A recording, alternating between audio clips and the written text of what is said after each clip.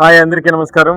Neat re exam June 21వ తేదీన జరుగుతున్నటువంటి ఎగ్జామ్. అందరికీ కూడా ఆల్ ది బెస్ట్. ఎంత ఆల్ ది బెస్ట్ చెప్పినా, ఎంత ధైర్యంగా ఉండమన్నా సరే, పిల్లల్లో తెలియనటువంటి ఒక ఒత్తిడి. ఎగ్జామ్ రాసిన తర్వాత అది క్యాన్సిల్ అవటం దురదృష్టకరం. మరలా రాయటం అనేటప్పుడు నిజంగా అంత తేలికైనటువంటి విషయం కాదు. కాకపోతే మరి ఇది తప్పనిసరి పరిస్థితి కాబట్టి ఈ తప్పనిసరి పరిస్థితుల్లో మొదటిసారి రాసినటువంటి ఎగ్జామ్కి సంబంధించినటువంటి మీ యొక్క అనుభవాలు చాలా చాలా కీలకం. అక్కడ ఆ ఎగ్జామ్లో ఏం జరిగిందనేటువంటిది మీకు మాత్రమే తెలిసినటువంటి విషయం. ఇటు పేరెంట్స్ కానీ టీచర్స్ కానీ వాళ్ళకి అంచనా ప్రకారం చెప్తారు తప్ప నిజంగా ఎగ్జామ్లో ఏం జరిగింది, ఎక్కడ తప్పులు చేశారు, ఎక్కడ మీ స్ట్రెంత్ కనిపించింది, ఆ పాత్లో మీకు తెలియకుండా జరిగినటువంటి నష్టం ఎక్కడ జరిగింది, ఒక్కసారి వాటిని గుర్తుకు తెచ్చుకోండి. మరి అక్కడ ఉన్నటువంటి స్ట్రెంత్ మాత్రమే ఇక్కడ రిపీట్ అయ్యి అక్కడ జరిగినటువంటి మిస్టేక్స్ కంప్లీట్ మినిమైజ్ చేసి మీరు కిందటిసారి సాధించిన దానికన్నా కూడా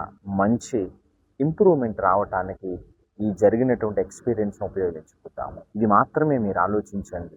ఎగ్జాము ఎందుకు క్యాన్సిల్ అయ్యింది, ఎవరు, ఇవన్నీ కూడా ప్రస్తుతానికి మనం ఎంటర్టైన్ చేయవలసినటువంటి ప్రశ్నలు కాదు.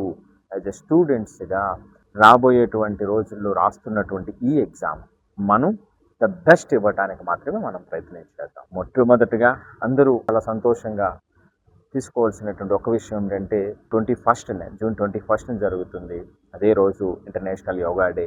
ప్రపంచవ్యాప్తంగా యోగా, ధ్యానం చేసేటువంటి పరిస్థితి. ఆ పాజిటివ్, ఆ వైబ్తో ఎంటైర్ ఇండియా కానివ్వండి, వరల్డ్ కాడి ఉన్నటువంటి సందర్భంలో అదే రోజున మీరు ఎగ్జామ్కి వెళ్తున్నారు. సో అదే మంచి ఉద్దేశంతో, మంచి పాజిటివ్తో, మంచి చిరునవ్వుతో వెళ్ళండి.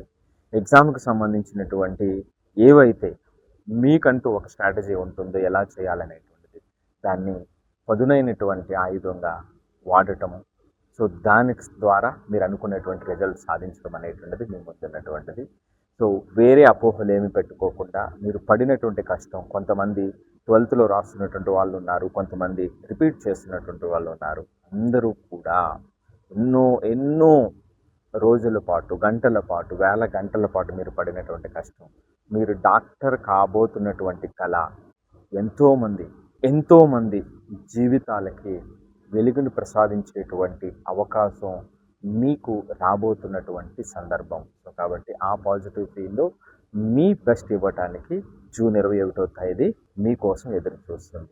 సో కాబట్టి మనసులో ఎటువంటి నెగిటివ్ ఆలోచనలు పెట్టుకోకుండా ఆ పాజిటివ్ దృక్పథంతో ఆనందంగా వెళ్ళి రాయండి. సో మీరు అనుకున్నటువంటి లక్ష్యాలను సాధించండి. రెండోసారి నీట్ రాయబోతున్నటువంటి జూన్ 21న నీట్ రాయబోతున్నటువంటి స్టూడెంట్స్ అందరికీ కూడా మరొక్కసారి పేరున wish you all the success. ఇక పేరెంట్స్ విషయానికి వస్తే, జస్ట్ ఈ 2 రోజులు కూడా ఒక మంచి డిస్కషన్, ఎగ్జామ్ గురించి కాకుండా సరదాగా వాళ్ళలో ఏదైనా ఒత్తిడిని మీరు గమనించినా, ఒక చిన్న ఆందోళన గమనించినా, దాన్ని ఎక్స్ప్రెస్ చేయకుండా మీ వైపు నుంచి అలా వద్దు, అవసరం లేదని అనుకోకుండా ఆ మూమెంట్ని మార్చడానికి ప్రయత్నం చేయండి. అదొక్కటి పేరెంట్స్గా మన వైపు నుంచి చేస్తే సరిపోతుంది ఈ మిగిలినటువంటి 2-3 రోజులు.